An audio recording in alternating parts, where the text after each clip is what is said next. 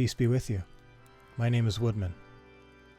Tonight I want to answer a little myth about the Bible that always seems to resurface around the month of June.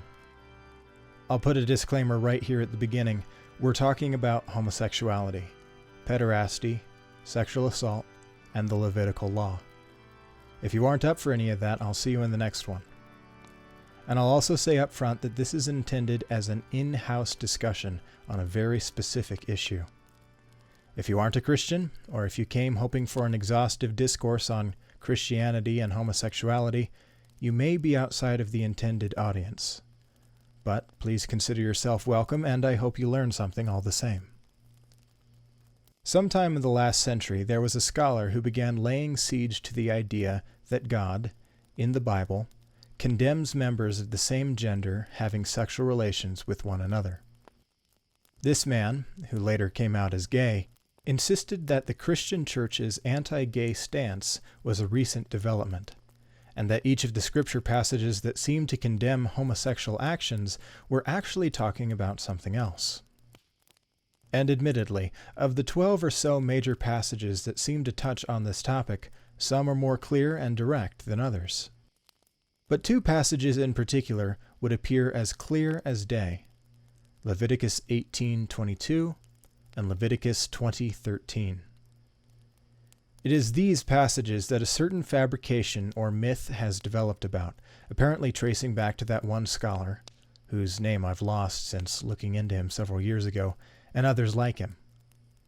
The first passage says that the Israelites shall not lie with, this being an ancient euphemism for sex, mankind as they do with womankind, because it is an abomination. The second passage says that if a man lies with a male, as one would lie with a woman, the Israelites should put both of them to death. Now let me say that how these passages from the Holiness Code translate into a New Covenant context is out of scope for this video. Whether and how these rules apply to Christians today is an important question, but I want to keep tonight's discussion focused and concise. Here then is the lie: that Leviticus 18 and Leviticus 20 are referring not to acts of homosexuality, but acts of pederasty. And this is the popular form. The Bible actually says that men shouldn't lie with boys. It was just a mistranslation. Now, pederasty was an ancient practice where adult men would have sexual relationships with adolescent boys, especially popular in Greece and Rome. In today's terms, this kind of interaction would fall under what we now call pedophilia, but pederasty may be a better term because of its specificity. In this alternative translation, against about 2,000 years of Christianity and about 1,500 years of pre-Messiah Judaism, the sin that God is confronting is not consensual relationships between people of the same gender, but against sexual assault and grooming involving minors. Sorry to be so disclaimer heavy, but here's another one. Christians do not teach that children can consent. Christians do not teach that sexual grooming or any form of pedophilia is acceptable. If anyone engages in such behavior, they prove themselves outsiders to the faith by their actions. And I myself wholeheartedly condemn any such behavior from anyone. So as I go on to explain that these passages are not talking about pedophiles, I want it to be incredibly clear that the Bible at large, and all Christians, are indeed still against pedophilia. The pro-gay myth breaks down across two lines: text and context. As for the text, the claim revolves around the Hebrew word zakar, in the Greek, arsenos. Those who perpetuate the myth say that this is not actually a word for man, but for boys or adolescents. As such, the two verses that use zakar are not actually condemning homosexuality, but pedophilia. That sounds nice, as it would not only mean God does not oppose gay people doing what they want, which our modern culture approves of, but also means that God hates pedos and groomers and thinks they should die, which is also a popular position. Two birds with one stone. Everyone can go home happy. The only problem is that it isn't true. Zakar does not mean boy. It means male. Its usage in ancient Hebrew is identical to the use of male in English today. a blanket term referring to any member of the sex that bears the Y chromosome and produces small gametes. There is no implication of age inherent in it. Adam was created full-grown as a zakar, and Eve as a nekebah, female, in Genesis 1. Noah took animals onto the ark, one zakar and one female of each species. Abraham circumcised every zakar member of his whole household, his son, himself, and his servants. Admittedly, there are some verses in which translating zakar as boy or man-child is possible. The passages talking about when and how to circumcise a newborn are of course talking about boys, so when the KJV generalizes male to man-child in Genesis 17, for example, it isn't an overreach in translation. But that translator's technique to add clarity in English doesn't change the meaning of the Hebrew zakar.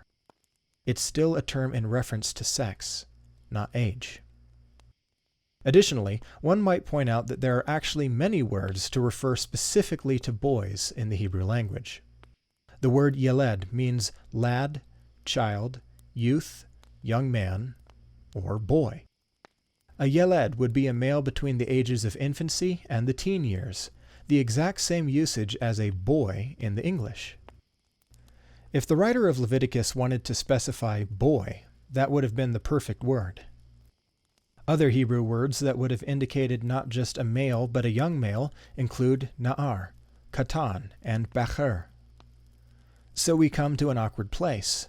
Zakar can refer to boys, but it just as easily refers to grown men. God and Moses could have used any number of words to clarify that these commands in Leviticus were against pederasts, but for some reason they failed to do so. Or, from the Orthodox Christian perspective, they chose not to. But perhaps Greek can give us a second chance. In the Greek Septuagint, which was the Old Testament translated by Hebrew scholars into Greek for Ptolemy, the word used in place of zakar is arsenos. Does this word perhaps have a different range of meaning? No. In this language also, the term used in Leviticus 18 and Leviticus 20 signifies sex, not age. It's used for babies, for adults, and for males of unspecified maturity. And in Greek also there are terms for boy that could have been used. Pais for boys or young male servants. Paidion for a male toddler. Nianiskos for an adolescent boy or young man. Or even huios for a son or a male child. No, again, in Greek we come to the same problem. God and the Hebrew scholars could have chosen a word that means boy, but they didn't. In fact, this would have been a wonderful time to set the record straight by using a less broad term than male in the new translation, but they didn't. So we see that by the text, the idea that God was speaking only of adolescent or young children in these holiness code passages just doesn't hold up. But say that you don't know Greek and Hebrew very well. Say you don't want to take my word for it that the verses say, "A man shall not lie with a male," but don't want to go look up half a dozen words in a language you're unfamiliar with to check my work either. That's all right. Let's look at something you don't need any language skill for. The context. People nowadays say that the passage says men and boys. I say it says men and males. The point is debated. Where else can we look? How about the ending of Leviticus 20:13? If a man lies with a male as with a woman, both of them have committed an abomination. They shall surely be put to death. Their blood is upon them. If this is a passage condemning pederasty, why in the world are both people supposed to die? How could anyone accept the natural conclusion of the revisionist position, namely, that both a child abuser and the victim of child abuse would be subject to capital punishment in ancient Israel? Read the text. Both of them, they shall be punished, their blood is upon them. Whoever is being talked about, both people are considered capable of giving consent and bearing legal guilt for a sexual relationship. Can you say that about a child? I know I can't. And make no mistake, the law of Moses is familiar with the idea that a person can be sexually attacked without their consent, and says that they are not in any way liable for it. In Deuteronomy 22, we see that if a man seduced an unmarried woman and they laid together, they were to be married and never divorce. And if a man met consensually with a married woman and they laid together, they were to be stoned for adultery. But if a man attacked a woman in some place where no one could hear her calling for help, the law says, then only the man who lay with her shall die. But you shall do nothing to the young woman. She has committed no offense. The Bible knows about sexual assault and prescribes a penalty only on the attacker, never the victim. So if we want to talk about God's disposition towards groomers and those who abuse minors, the precedent is already set here. Those who do not or cannot consent are innocent. Those who take advantage of them are guilty unto death. And the church has for a very long time cited Jesus' words in Matthew 18 against those who would abuse children. Whoever causes one of these little ones who believe in me to stumble, it would be better for him to have a great millstone fastened around his neck and to be drowned in the depth of the sea. Pederasty is already out of the question. The verses are talking about something else. So where does that leave us? Either we accept that a child in a sexually abusive relationship was considered guilty of sin and deserving of death in ancient Israel according to God, which is beyond horrifying, or we accept the uncomfortable truth, found in both text and context, that what all Jews and Christians have been saying this passage means for millennia is correct. God doesn't want men having sexual intercourse with other males. That is what the words actually say. That is what the context forces us to believe without accepting horrifying alternatives. The myth simply doesn't hold up. It isn't men and boys. If you're a Christian listening to this, what I encourage you to take away is a biblical understanding. It's hard, and many people don't want to think about it, but God was speaking about homosexuality here. Our job as Christians is to love our neighbor and invite him into the kingdom of God. But we cannot lie about what God says to make it easier for outsiders.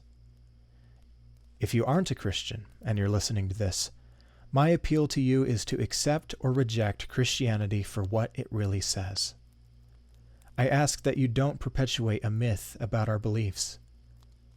If you can't accept that God stands against homosexual activity, or that in ancient times he punished people for it, I understand. I love you, and I do not condemn you. And hear this from a Baptist: God does not hate you for your sexual desire. He desires earnestly to see you in his kingdom and to become like millions of others who have rejected our temptations and accepted him. Your sin does not make you any worse than any of us were. But Jesus Christ has cleaned us, forgiven us, and invited us to walk in newness of life. I invite you with my whole heart to come and experience the same. Until next time, my name is Woodman. Peace be with you.